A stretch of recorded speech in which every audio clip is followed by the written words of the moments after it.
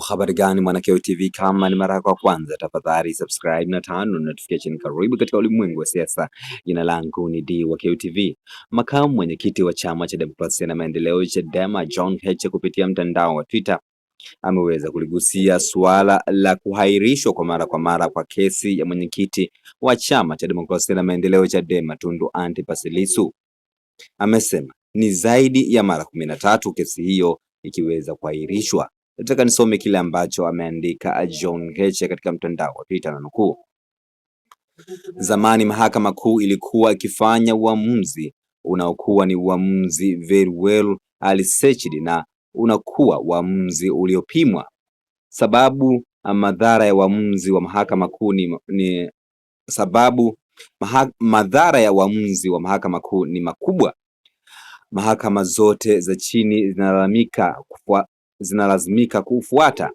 Kesi inahairishwa mara 13, mara 10 hakimu hajaandika sababu za kuhairishwa kwa kesi wakati mtu yuko gerezani.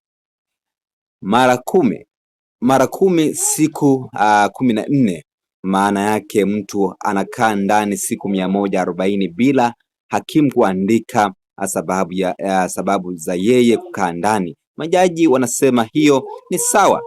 Ni Watanzania wangapi wasio na sauti wataozea jela?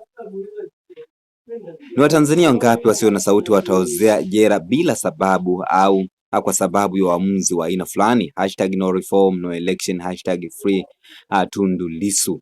Mwisho wa kunukuu hichi ambacho ameandika makamu mwenyekiti wa chama cha demokrasia na maendeleo Chadema John Heche katika mtandao wa Twitter, akilalamika suala la kuhairishwa kwa kesi ya mwenyekiti wa chama hicho cha Chadema ambaye ni Tundu Antipas Lissu, kesi ya uhaini. Una maoni gani kama mwana KUTV? Tafadhali shusha maoni yako katika sehemu ya comment section hapo, nitakuja kupitia nione una mtazamo gani kwa hichi ambacho ameandika John Heche katika mtandao wa Twitter. Jina langu ndio KUTV, tutaona wakati ujao katika ulimwengu wa siasa. Bye bye.